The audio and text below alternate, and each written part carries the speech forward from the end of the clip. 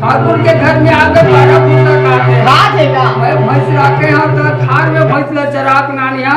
तो बाल्टी में दूध दूध के मैं चंडी बेचत होगा और वही दूध ले मोला भरोसा ये भैया कैसे ढंग के गोइंदी किथे मोर पेट भरी माता के त मोर पेट ल भरी ये सोच विचार के कोई दिया राजा के फूल वाला फोड़ा थे फोड़ा थे का उपाय लगावा वाह वाह वाह वाह